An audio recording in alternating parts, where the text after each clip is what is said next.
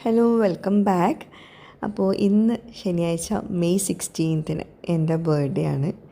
39ാം വയസ്സിലോട്ട് കടക്കുന്നു ഇൻഷാ അല്ലാ. ഓക്കെ, അപ്പോൾ പ്രത്യേകം ഒന്നുമില്ല. എല്ലാ പ്രാവശ്യവും ബർത്ത്ഡേക്ക് എന്തെങ്കിലുമൊക്കെ ഒരു തലവേദന ഉണ്ടാവും. അപ്പോൾ ഇന്നാണെങ്കിൽ എനിക്കും തലവേദന ഉണ്ട്. വെറുതെ ഒരു മൂഡില്ലാത്ത ദിവസം അതങ്ങനെ തന്നെ ആവുമല്ലോ അല്ലേ. ബർത്ത്ഡേസിനൊക്കെ ഞാൻ കേട്ടിട്ടുണ്ട്, ജന്മദിനത്തിന് ഇന്ന് ഒന്നെങ്കിലും പനി, അല്ലെങ്കിൽ എന്തെങ്കിലും തലവേദന, അല്ലെങ്കിൽ എന്തെങ്കിലുമൊക്കെ സുഖമില്ലായ്മ ബുദ്ധിമുട്ടുകളൊക്കെ ഉണ്ടാവാറുണ്ടെന്ന്. നല്ലതായിരിക്കും എന്ന് പറഞ്ഞു കേൾക്കാറുണ്ട്. ഓക്കെ, അപ്പോൾ ഇത് ബർത്ത്ഡേൻ്റെ ദിവസത്തെ തലേ ദിവസം, അതായത് മെയ് 15 രാത്രിത്തെ ആട്ടാ. അപ്പോൾ ഇന്ന് ഞങ്ങൾ പുറത്തിങ്ങനെ, ഞാൻ ബീഫ് കൊണ്ടുവന്നിരുന്നല്ലോ കഴിഞ്ഞ ദിവസം. അപ്പോൾ ഞങ്ങൾ പുറത്തിങ്ങനെ പുല്ലൊക്കെ ഇങ്ങനെ പറിക്കുന്നു. അപ്പോൾ ഉച്ചത്തേക്ക് നമ്മൾ കഞ്ഞി ഉണ്ടാക്കിയത് നേരം ഇല്ലാത്തതുകൊണ്ട് ഉച്ചത്തേക്ക് കാര്യമായിട്ടൊന്നും ഉണ്ടാക്കാൻ നേരം കിട്ടിയില്ല, ബീഫ് ഉണ്ടാക്കാൻ. അപ്പോൾ ഞാൻ വിചാരിച്ചു നെക്സ്റ്റ് ഡേ എന്തായാലും ബർത്ത്ഡേന് അന്ന് എന്തെങ്കിലുമൊക്കെ ഉണ്ടാക്കാമെന്ന് വിചാരിച്ചിട്ട് അങ്ങനെ വെച്ചതായിരുന്നു. അപ്പോഴാണ് പുറത്തിങ്ങനെ പുല്ലിങ്ങനെ ഇതാക്കുന്ന സമയത്ത് പുറത്തുനിന്ന് നല്ലൊരു ബീഫ് ഉണ്ടാക്കിയ മണം വരുന്നത്. അപ്പോൾ ഉച്ചത്തേക്ക് കഞ്ഞി കുടിച്ചതുകൊണ്ട് തന്നെ ഞാൻ കഞ്ഞിയും കുടിച്ചിട്ടില്ല, ഞാൻ എന്തോ ഒന്ന് കഴിച്ചു, ഫുഡ് കഴിച്ചിട്ടുണ്ടായിരുന്നില്ലേ.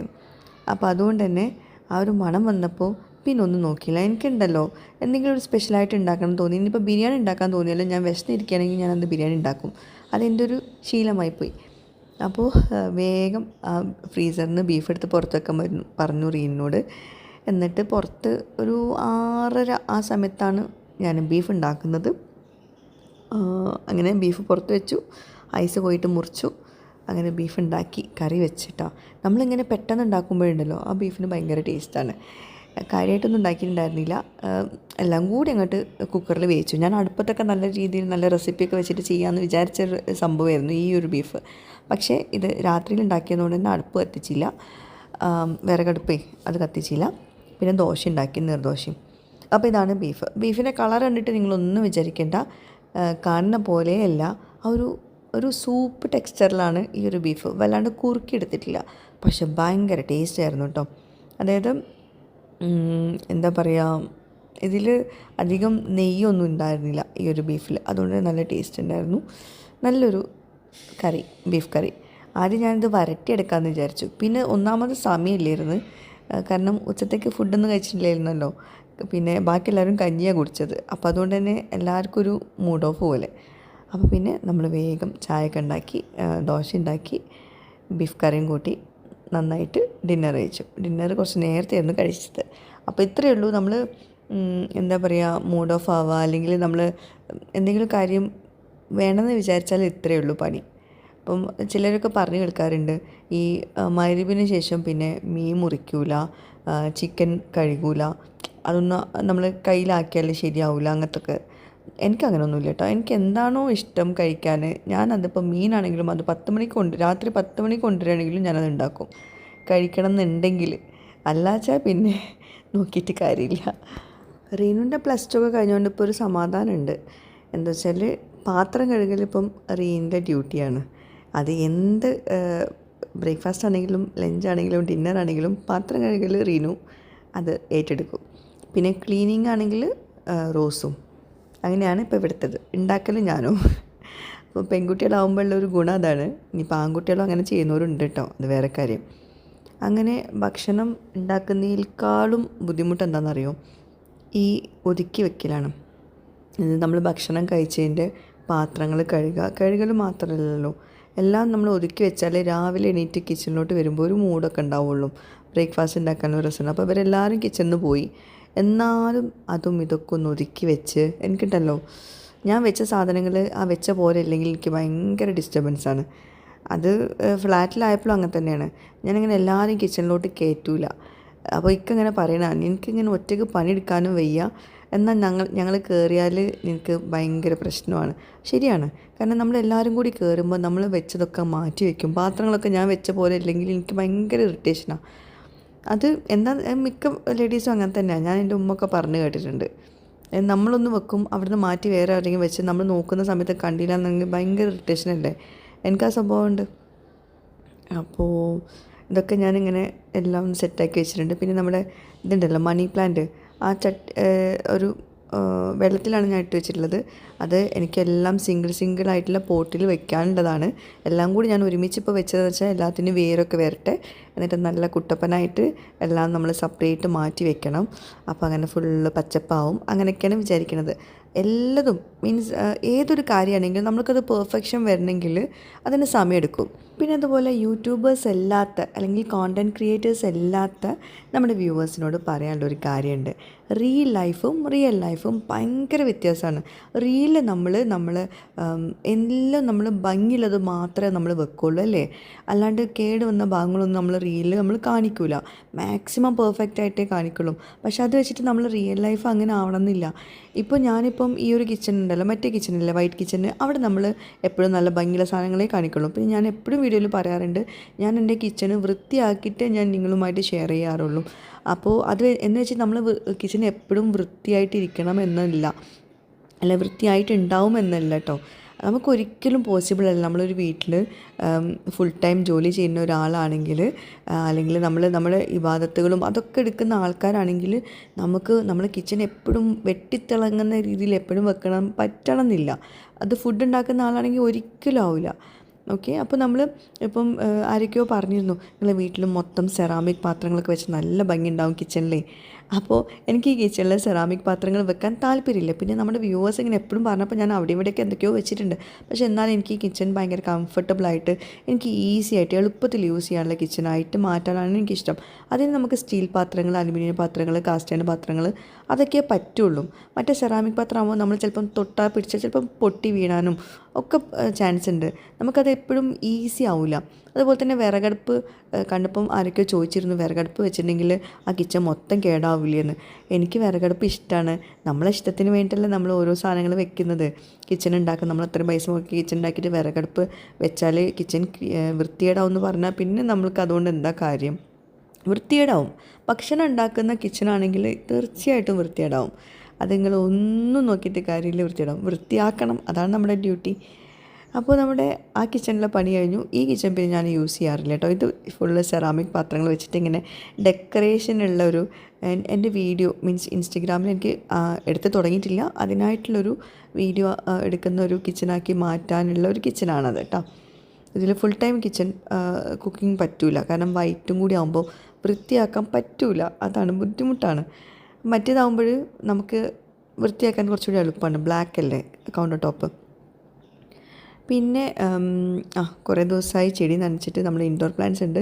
ഇതൊക്കെ വെക്കേണ്ട സ്പേസ് ഇതല്ല കേട്ടോ, വേറെ സ്പേസുകളിലാണ്. ഞാൻ തൽക്കാലം ഇതൊക്കെ ഒന്ന് സെറ്റാക്കി വെച്ചത്. നാത്തൂൻ്റെ വീട്ടിൽ നിന്ന് കൊണ്ടുവന്ന ചെടികളല്ലേ, അപ്പോൾ കുറച്ചൊന്ന് റെഡി ആകത്തൊന്ന് ഉഷാറാവട്ടെ എന്ന് വിചാരിച്ചിട്ട് വെച്ചതാണ്. ഇനി ഇതൊക്കെ ഒന്ന് മാറ്റണം. പിന്നെ രാത്രിയിലാണ് എൻ്റെ ചെടി നനയ്ക്കൽ. ശരിക്കും പകലേ നനയ്ക്കാൻ പാടുള്ളൂ. പക്ഷെ രാത്രി നനയ്ക്കുന്ന വേറൊന്നും ഉണ്ടല്ലോ, രാവിലെ എണീറ്റ് കഴിഞ്ഞാൽ പിന്നെ ഓടലാണ് പണി. ഒന്നിരിക്കാനുള്ള സമയം കിട്ടാറില്ല.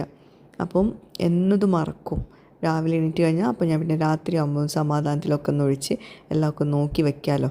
അപ്പോൾ അങ്ങനെ കുറച്ച് പുറത്തും ചെടികളുണ്ടല്ലോ, അപ്പോൾ അതും കൂടി ചെയ്യാമെന്ന് വിചാരിച്ചിട്ട് ആക്കിയതാണ്.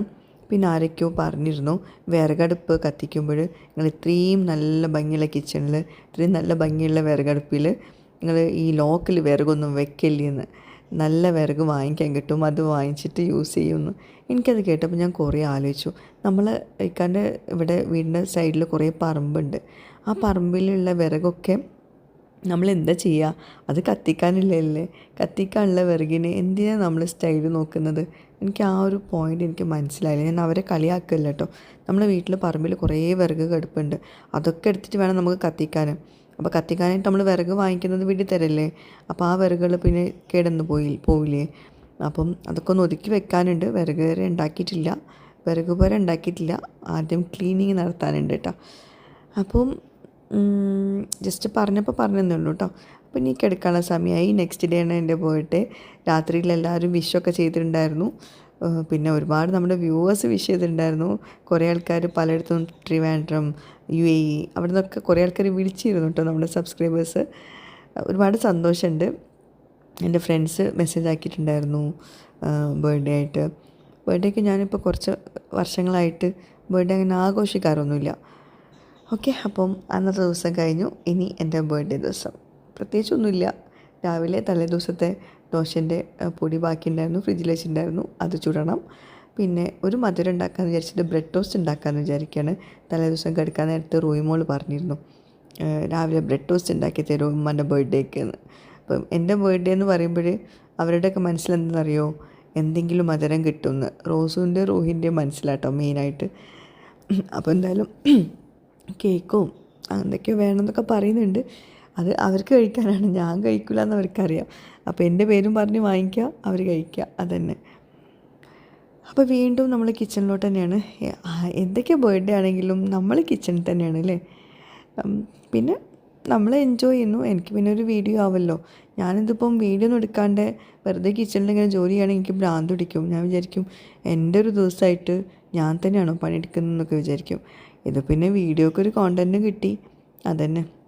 സത്യമായിട്ട് പറയുകയാണെങ്കിൽ ഞാൻ വിചാരിക്കും എന്തെങ്കിലും ഒരു പണി ചെയ്യുമ്പോൾ വിചാരിക്കും അത് വീഡിയോ എടുക്കാമല്ലോ, എന്നാൽ പിന്നെ ഇന്നത്തെ വീഡിയോക്കുള്ളൊരു കോണ്ടൻറ്റായി, അങ്ങനെ തന്നെ വിചാരിക്കാറ് കേട്ടോ. സത്യസന്ധമായിട്ട് പറയുകയാണെങ്കിൽ അങ്ങനെയാണ്. അല്ലാണ്ട് ചിലതൊക്കെ നമ്മൾ ക്ലീൻ ചെയ്യുന്ന വീഡിയോസൊക്കെ എടുക്കൂലേ, അതൊക്കെ ശരിക്കും ക്ലീനിങ്ങിനേക്കാളും കൂടുതൽ നമുക്കതൊരു വീഡിയോ കോണ്ടൻറ്റായി ക്ലീനിങ്ങും ആവും. അങ്ങനെ എടുക്കാറുണ്ട്. ഓക്കെ, അപ്പോൾ ഇനിയിപ്പോൾ വിറകടുപ്പ് കത്തിക്കുകയാണ്. രാവിലെ തന്നെ ചോറ് വെക്കണം. ചോറ് വെച്ച് കഴിഞ്ഞാൽ പകുതി ആശ്വാസമായി ഉച്ചത്തേക്കുള്ള കാര്യങ്ങളിലേ. പിന്നെ ബീഫ് കറി ബാക്കിയുണ്ട്, അപ്പോൾ അതൊന്ന് വരട്ടിയെടുക്കണം. പിന്നെ എന്തെങ്കിലും ഒരു കറിയും ഒരു ഉപ്പേരിയിൽ ഉണ്ടാക്കാനുണ്ടാവുള്ളൂ.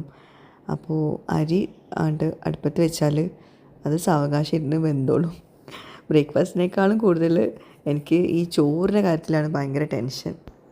പിന്നെ എപ്പോഴും നമ്മളെ വീഡിയോയിൽ ഈ ഒരു ഭാഗത്ത് അടുപ്പ് മാത്രമാണ് കത്തിക്കുന്നത് കാണിച്ചത്. ശരിക്കും പറയുകയാണെങ്കിൽ മറ്റേ അടുപ്പ് നമ്മൾ ഇതുവരേക്കും കത്തിച്ചിട്ടില്ല. എപ്പോഴും ഇത് കത്തിച്ച് വേഗം ഇത് തന്നെയാണ് സ്റ്റാർട്ട് ചെയ്യുന്നത്. ഇനി അടുത്ത ദിവസം ആരോ കമൻസിൽ പറഞ്ഞു 2 അടുപ്പും കത്തിക്കണം കേട്ടോ എന്ന്. അപ്പോൾ ഇനി മറ്റേ അടുപ്പും കത്തിക്കണം ഇൻഷാ അല്ലാ. അത് പറഞ്ഞത് നന്നായി, ഞാൻ ഓർത്തുമില്ല. എപ്പോഴും ഈ ഒരു ഭാഗമാണ് എനിക്ക്, കാരണം അടുപ്പും സ്റ്റൗവും അടുത്തടുത്തല്ലേ. അപ്പോൾ ഇതാണ് എനിക്ക് കുറച്ചുകൂടെ യൂസ്ഫുൾ ആവുന്നത്. അപ്പോൾ അതുകൊണ്ട് ഞാൻ ഇതാണ് എപ്പോഴും കത്തിക്കുന്നത്. അപ്പോൾ ഇനി അടുത്തതും കൂടി കത്തിക്കണം ഇൻഷാ അല്ലാ. രണ്ടും കത്തിച്ചില്ലെങ്കിൽ മറ്റേ അടുപ്പ് കേടാവും എന്നൊക്കെ പറഞ്ഞു കേട്ടിട്ടുണ്ട്. അപ്പോൾ ഇൻഷാ അല്ലാ അടുത്ത ദിവസം കത്തിക്കണം അത്. പിന്നെ ഈ നീർദോശ മാത്രമേ ഉള്ളൂ നിങ്ങളെ വീട്ടിൽ ബ്രേക്ക്ഫാസ്റ്റ്, ദോശയും പുട്ടും മാത്രമേ ഉള്ളൂ എന്നും ചോദിച്ചവരുണ്ട്. നമ്മുടെ ഈ മലപ്പുറമല്ല, ഞങ്ങളുടെ ഈ തിരൂർ ഭാഗത്തൊക്കെ കൂടുതലും ഈ ദോശ രാവിലെ ഷൂ എന്നുള്ള സൗണ്ട് അത് ഭയങ്കര ഇഷ്ടമാണ് ഇവിടുത്തെ ആണുങ്ങൾക്ക് കേട്ടോ. പെണ്ണുങ്ങളുടെ കാര്യം എനിക്കറിയില്ല, പെണ്ണുങ്ങൾക്ക് കൂടുതലും ഇതെല്ലാം തോന്നും ഇഷ്ടം. അപ്പോൾ ഞാൻ ശരിക്കും ഇഡ്ഡലിയും മറ്റേ വെള്ളപ്പവും ഒക്കെ ഉണ്ടെങ്കിലും എല്ലാവർക്കും കൂടുതൽ പ്രിഫറൻസ് ദോശയാണ്. അപ്പോൾ പിന്നെ ഏതായാലും നമുക്ക് കോമൺ ആയിട്ട് നമ്മൾ കണ്ണടച്ചുണ്ടാക്കുന്ന ഒരു ഐറ്റമാണ് ഈ നീർദോശ. അപ്പോൾ അതുകൊണ്ട് പിന്നെ ഉണ്ടാക്കുന്നതെന്നുള്ളൂ. പിന്നെ മറ്റേ ദോശക്കൊക്കെ ഇഡ്ഡലി ഉണ്ടാക്കുകയാണെങ്കിലൊക്കെ നമുക്ക് അരി വെള്ളത്തിൽ കുതിർത്ത് വെക്കാനും അതൊക്കെ വേണമല്ലോ. അപ്പോൾ മീൻസ് അത് കുതിർത്ത് വെച്ച് അരച്ച് വെച്ചാൽ പിന്നെ സുഖമാണ് കേട്ടോ, നേരെ ഉണ്ടാക്കാനുള്ളൂ. ഇൻഷാ അല്ലാ ഇനിയിപ്പോൾ സ്കൂളൊക്കെ റീഓപ്പൺ ആയി കഴിഞ്ഞാൽ എന്തായാലും ഇഡ്ഡലി മാവൊക്കെ റെഡിയാക്കി വെക്കണം, വെള്ളപ്പത്തിൻ്റെ മാവ് റെഡിയാക്കണം, എന്നാൽ പിന്നെ വേഗം അത് ഉണ്ടാക്കിയാൽ മതിയല്ലോ. പിന്നെ വേറൊരു ഗുണം എന്ന് വെച്ചിട്ടുണ്ടെങ്കിൽ വെള്ളപ്പമൊക്കെ ആണെങ്കിൽ നമുക്ക് അതിൽക്കൊക്കെ കറി വേണം. പുട്ടാണെങ്കിലും ദോശയാണെങ്കിലും കറിയില്ല, ബുൾസൈ എന്തെങ്കിലുമൊക്കെ ഉണ്ടാക്കി കൊടുത്താൽ മതി. അതാണ് വേറൊരു ഗുണം ഈ 2 ബ്രേക്ക്ഫാസ്റ്റിനെ കൊണ്ട്. അല്ലാണ്ട് ഇത് മാത്രം കഴിക്കുള്ളൂന്നൊന്നുമില്ല കേട്ടോ. പിന്നെ പത്തിരി എനിക്കിഷ്ടമാണ്, എളുപ്പമാണ് ഉണ്ടാക്കാൻ. വേറെ പ്രശ്നം എന്ന് വെച്ചിട്ടുണ്ടെങ്കിൽ പത്തിരി ഉണ്ടാക്കുമ്പോൾ എപ്പോഴും സഹായത്തിന് ഒരാൾ വേണം, പൊടി എടുത്ത് തരാനും ബോൾ ഉണ്ടാക്കി തരാനും അതിനൊക്കെ. അതൊന്നും ഇല്ലാണ്ട് എല്ലാം കൂടി നമ്മൾ തന്നെ പരത്തലും ചുടലൊക്കെ നമ്മൾ തന്നെ ആണെങ്കിൽ ഭ്രാന്ത് പിടിച്ചു പോകും. അപ്പോൾ രാവിലെ കുറച്ച് ബ്രെഡ് ടോസ്റ്റ് ഉണ്ടാക്കുന്നുണ്ട്. നെയ്യിലാണ് ബ്രെഡ് ടോസ്റ്റ് ഉണ്ടാക്കുന്നത്. മക്കൾക്ക് ഇവിടെ ഭയങ്കര ഇഷ്ടം. മക്കൾക്കെന്ന് പറഞ്ഞാൽ റോസൂനും റൂഹിക്കും അവർക്ക് രാവിലെ മധുരം എന്തെങ്കിലും കിട്ടാൻ ഭയങ്കര ഒരു പ്രശ്നമാണ്. അപ്പോൾ ഞാൻ ദോശ പുട്ടുണ്ടാക്കുകയാണെങ്കിലും അവർ പീനട്ട് ബട്ടറൊക്കെ വെച്ചിട്ട് കഴിക്കും. ആ ഒരു മധുരം കിട്ടാഞ്ഞാൽ ചെറുപ്പത്തിൽ തന്നെ മധുരം നല്ലതല്ല, എന്നാലും വലിയ തടിയൊന്നും ഇല്ലല്ലോ. അപ്പോൾ അതുകൊണ്ട് പിന്നെ ഞാൻ വിചാരിക്കും കുറച്ചേ അത് കഴിച്ചോട്ടെ. അങ്ങനെ ഞങ്ങളുടെ ബ്രെഡ് ടോസ്റ്റ് റെഡി ആയിട്ടുണ്ട്. പിന്നെ ദോശ കുറച്ചധികം ഉണ്ടാക്കിയിട്ടുണ്ട്, ദോശ കുറച്ചുണ്ടാക്കിയിട്ടുള്ളൂ. അത് കാരണം വേറെ ഒന്നുമില്ല, ഇതിക്ക് കറിയൊന്നുമില്ല. ഇനി ബുൾസൈയാണ്. അപ്പോൾ എല്ലാവരും ഈ ബ്രെഡ് ടോസ്റ്റ് വന്ന് തന്നെ ഇരിക്കുള്ളൂ. അപ്പോൾ അതുകൊണ്ട് ബുൾസൈ വേണ്ടവർക്ക് ബുൾസൈ ഉണ്ടാക്കിയിട്ടുണ്ട്, അല്ലാത്തവർക്ക് ബ്രെഡ് ടോസ്റ്റും ചായയും. ഓക്കെ. പിന്നെ എത്ര ബുദ്ധിമുട്ടിയാലും ഞങ്ങൾ ഇവിടെ ചോറ് അടുപ്പത്ത് വെക്കാനുള്ള ഒരു റീസൺ എന്താണെന്നറിയോ? അതിൻ്റെ സത്യസന്ധമായിട്ടുള്ള ഇതെനിക്കറിയില്ല. ഈ അരിയിലൊക്കെ കുറേ കെമിക്കൽസ്, പെസ്റ്റിസൈഡ്സൊക്കെ ആഡ് ആക്കാൻ ചാൻസ് ഉണ്ട്. അപ്പം അത് നമ്മൾ എത്ര കഴിക്കാനും പോവില്ല. നമ്മൾ കുക്കറിൽ ഉണ്ടാക്കുകയാണെങ്കിലും ഇൻഡക്ഷനിൽ ഉണ്ടാക്കുകയാണെങ്കിലും ഒക്കെ ആ വെള്ളത്തിൽ തന്നെയല്ലേ നമ്മൾ വേവിച്ചെടുക്കുന്നത്. അപ്പോൾ ഇങ്ങനെ ഒരു ഓപ്ഷൻ ഉണ്ടെങ്കിൽ ഇതായിരിക്കും ഏറ്റവും ബെസ്റ്റ്. അതായത് ഇപ്പോൾ കണ്ടോ, തിളച്ച് തൂത്ത് പോകുന്നുണ്ടല്ലോ പുറത്തേക്ക് ഈ പത. അപ്പോൾ അത് കുറേയൊക്കെ ഈ അരിയിൽ ചേർത്തിട്ടുള്ള പെസ്റ്റിസൈഡ്സൊക്കെ പുറത്തേക്ക് ചാടാൻ, മീൻസ് എന്തെങ്കിലും കെമിക്കൽസ് ഉണ്ടെങ്കിൽ അതൊക്കെ പുറത്തേക്ക് പോകാൻ നല്ലതാണെന്ന് പറഞ്ഞു കേട്ടിട്ടുണ്ട്. സത്യമാണോ തെറ്റാണോ എന്നൊന്നും അറിയില്ല. എന്തായാലും അങ്ങനെയെങ്കിലും ഗുണം കിട്ടുകയാണെങ്കിൽ ഇക്കാക്കൊക്കെ നല്ലതല്ലേ എന്ന് വിചാരിച്ചിട്ടാണ് കേട്ടോ. അപ്പോൾ എന്തായാലും വീഡിയോ ലൈക്ക് ചെയ്യാൻ മറക്കരുത്. ബൈ.